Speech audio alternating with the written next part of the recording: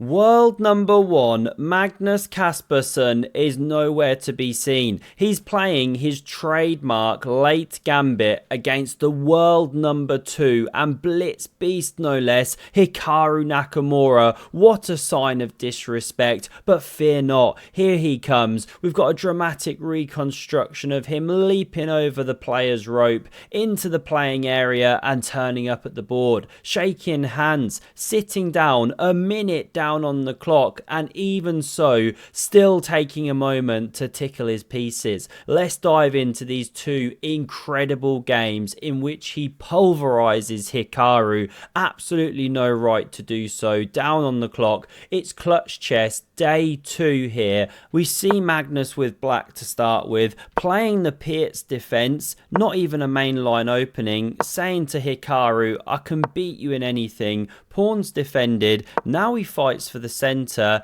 Yes, you could do this and take the queens off, but are you really gonna do that against the end game goat? No siree. Hikaru plays this, knight f3, way more common, but after pawn to c ships, a4 to clamp on b5, Hikaru's about to reveal his point, and it's building the banana hammock. He wants to tuck that bishop into bed. Obviously, Magnus pushes the rook pawn. It's what the top guys do these days. Bishop going here. Knight developing to the edge. Normally, a knight on the rim is a stinky loser with very limited prospects. Common chess saying, but Magnus has plans, as we're gonna see. Both players castle. Quick king safety fist bump. Exploded out. Beautiful etiquette, h3, and the very aggressive move from Magnus.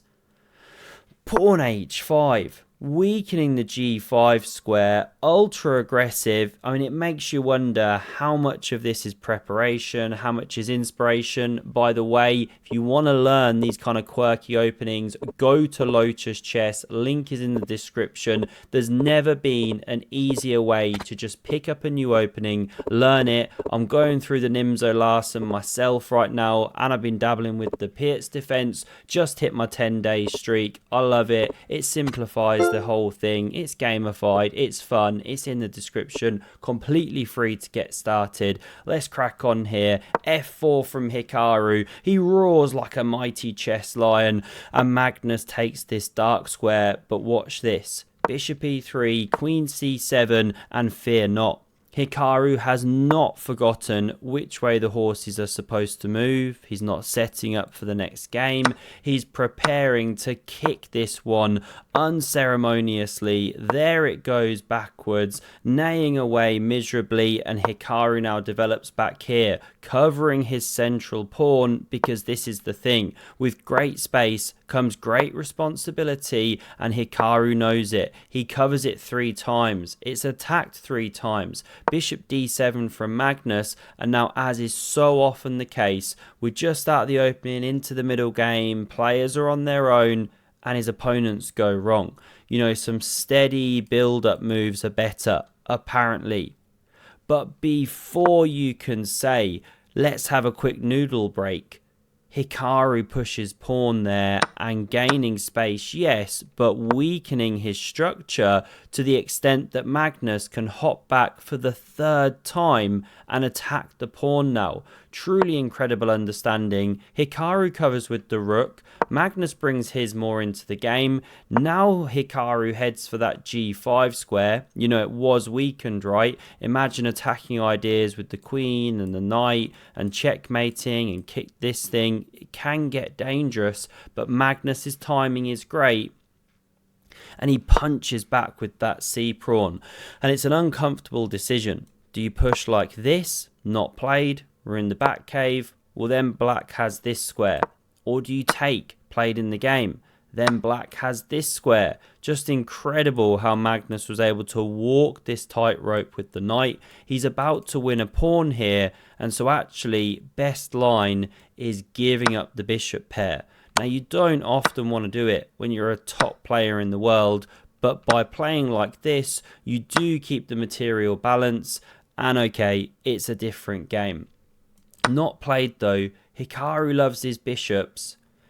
He thrusts through the center here, dropping a clean pawn. His queen's under fire. She moves out the way. We see takes here from Magnus. Knight recaptures. That's an amazing piece. That's an amazing bishop. You can definitely understand Hikaru's thinking here, but as so often, Magnus has judged it right. It's a clean pawn. He drops back with the bishop. Apparently rook a8 a bit more precise. We see knight takes.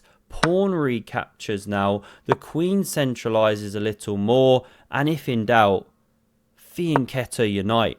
I mean, the amount of work that this piece has gotten through is just nuts, and it's not done yet. This is why Magnus maneuvers at the Oslo training camps, visualizes these things with his real life hobby horse. It's for moments like this. Watch the work it gets through. It comes round to d6, queen moves out the way, and this rook invades to the second rank. Apparently rook c2, the best move, but Hikaru tickles the queen first. She moves out the way, giggling. Now he drops back with the knight here, and Magnus advances the pawn. He grimaces at this point. He doesn't love it. He's big time down on the clock. 2 minutes or so. It was like 4 minutes. How does he do this wizardry? And now you do have to ask the question, what if queen d1 to hit the rook? It gives ground. This is the top line. And then you win a clean pawn. It's a massive blunder because the king is exposed down the a7, g1 diagonal, and that spells disaster. So often the counterpunch, if you push that king's pawn and lift the kilt, lift the kimono, expose the underbelly. So we saw this instead. Queen's leaving the board, but a few of Magnus's fans now start bleating. Who does that against the chess goat? He drops back with the bishop, does Hikaru, but the pawn's thrusting. Bishop b4. The knight heads into c5. The very same knight, if I'm not mistaken, that's done all of this absolute craziness wherever it went, all over the place, somewhere like this. Can't even remember. Maybe it's not the same one, but they just hop around like crazy frogs here. All I'm saying is the knights are great, and one of them even becomes an octopus. Would you look at that? Garry Kasparov would be proud. Magnus shatters the structure, and he's just all over Hikaru like a rash. Hikaru's lost it at this point. You should cover the pawn. He doesn't do so. He just collapses. And it's really interesting, this kind of over the board vision versus online vision. Somehow Hikaru's just not seeing stuff. Can't generate play. The knights are swarming here. His bishops are desperately trying to find homes. Rook lifting into the game. Hikaru now under fire again. And after bishop f2, x-raying the rook, we simply see a simplification here with knight taking on g4. The lovely bishop bear have collapsed, and even a third pawn. It's absolutely resignable, but Hikaru plays on, playing against Magnus's time, but he's getting 5 seconds back per move. He calmly liquidates things as ever, makes it look incredibly simple, goes for the bishop swap, and Hikaru just collapses, but he really doesn't have a move. If he takes here, well, then you take with check, king moves, and you mate the queen. It's been in the delivery suite for a while. We do expect a baby girl, and if you don't take, well, what do? Hikaru tries this, but you just win a clean piece. He's had enough. He stands up in disgust, shakes Magnus's hand as he walks away. No resetting of the pieces, and it just gets worse. Because now Magnus has the white pieces, and Hikaru plays the risky, hyper-accelerated dragon. He begins flapping his wings at the board there, roaring in a kind of dragon-esque way, but Magnus is completely unfazed, just calmly defends his centralized knight. This knight developing here, takes, pawn recaptures, and now e5. This is tried and tested grandmother theory. We're at the cutting edge. You can sacrifice a pawn here. Rook hit, defended, and you play this position where you've clearly got counterplay for the pawn. King gets nice and cozy in the man cave, but not played. Hikaru drops back. Now that is a risky move. What are you doing back here, thinks Dad, absolutely ashamed. Get back out into the world, make something of yourself. I don't care if you were traveling down in Australia. This is the real world. You need to earn your keep, and this sets up a nasty discovery. This is on the way. Hikaru plays this, hitting the pawn twice. Magnus doesn't do it. He plays f4. Knight h6, going for glory. Look at me, Dad. But Magnus now goes for the counter tricks. And the whole point is that after here and here, where you still hit the rook, obviously you also could have flicked in a check. There's different ways to skin the cat, or some other nicer phrase that you get what I mean. This was played though anyway. It's actually one of the top moves, even though it's incredibly stinky cheese to look at. Lord Hans Feingold hates it. Magnus takes with check, shattering this structure here, and after the f-pawns on prise now, Magnus defends like this. The best move now is this very subtle queen d6. You hit the bishop and you stop it going to c5, and it's never easy to castle or bishop g4. This is one of the themes of the position, right? Imagine the rook there. So we saw rook d8. Magnus doesn't like the bishop in the firing line. He wants to castle, but bishop g4. So he goes bishop c5 here. And now with bishop c4, such a monster threat, Hikaru has to fight against it. Good move. Bishop d3. Both players get a bit of castle action in. Obviously, you'd like to have gone this way with white, but now there's way less counterplay. Magnus has got a solid and steady position, and probably Hikaru should drop back immediately. He plays rook fe8, and it's so subtle, but it's a mistake. Because Magnus plays queen e3, and it's a double hit. He's a man after Yasser Serwan's heart, because he just joined the Pawn Grabbers Club. He's an honorary member. Here's the face they pull at each other once they get in. Wonderful scenes. Knight g4 hits the queen, and best is the immediate queen b6, because there's danger in the air for white. Now, although you swap queens and allow a pawn to drop, the b pawn, this one's running fast. Whoops, sorry, phone is ringing. Let me mute that one. Apologies, phone going off there. Let's get back to the game. The pawn's running very fast. The a pawn's incredibly dangerous. White stands better. Look at these bishops here. But back to the game. We didn't see Magnus go queen b6. He went queen c5, and now it allows Hikaru an incredible counter shot. He checks it, double checks it, and thrusts with the f-pawn. Opens the power of these laser monsters, the dark squared one in particular, and threatens this huge check. So Magnus now plays bishop b6, queen moving out the way, taking. An exchange is gone, but look at the counter pressure. Magnus blocks with the knight like this, but now we see the rook lift. Hikaru whispers, "Do you even lift, bro?" Magnus says, "Yes, you know I do, bro." He drops back, walks straight into this, but he's seen it. He's seen a little deeper and plays rook a b1, saying, "You take me, I take you." The balance is maintained. Incredible tactics from both players. So we did not see that. Hikaru comes up with a counter shot that's just incredible. Rook b5.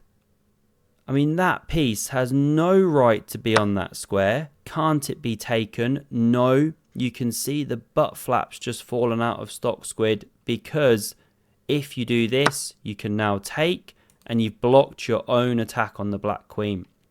So, queen a4 was played, stepping from the attack. And now we get this forcing sequence. Didn't have to be played, but this is how the game went. Check, giving a piece, but winning back the exchange. This is what happened. Best for black now is takes and bishop takes. Game goes on, but if anyone's better, must be white with the outside runner. But it's about level. Rook b4 was played though. More ambitious, going for results, understandable when you're chasing the tournament. These pieces converge on the pawn. Now the knight is kicked. G3 would have been way too weakening. The knight lives there forever, so this is a more important job, and Magnus now picks up the e-pawn in compensation. No time to take yet, because the knight's dropping. So knight h5, spinning in. Magnus offers the queen exchange, and Hikaru hasn't actually got anything better than to go for it. He whips him off the board, but Magnus is in his wheelhouse now. Knight f4 on the board, but a4 running, giving the bishop, constantly understanding when to swap the right minor pieces, and this game is just horrendous, the end game. Because if you try and win the a-pawn, something like this, you liquidate, and not only are you a pawn down, but these central ones running so fast, you can even give a pawn back. I mean, they're so quick. Just one sample line. So we didn't yet see this kind of take stuff via bishop b3. We saw this, trying to gain space, open a diagonal, but Magnus steps in, bishop e8, knight d5, and again, it's just the same endgame. You could take, but Hikaru instead tries to activate the king. Rook takes, g5 on the board, and what's so impressive about this remarkable game, a double spanking on Hikaru Nakamura, is that Magnus doesn't just win it, he does it in serious style. That king has just stepped into a mating net. Hikaru resigns here in disgust, because if he checks, you simply block and you've got nothing. Pawn f5, check and mate is coming. Move the bishop, doesn't matter. Like, what to do? You can't even run with the king. Can you go here, lose a piece? You can take here, but obviously that's just stupid. There's nothing. Absolutely unreal chess from Magnus Carlsen. The late gambit triumphs once more. Have a look at Lotus chess down in the description. I absolutely love it. I'm sure you will too. And if you want to see another unreal game of chess from this tournament played by Magnus Carlsen, do have a look at the video on screen. Thanks very much for watching and see you soon. Cheers.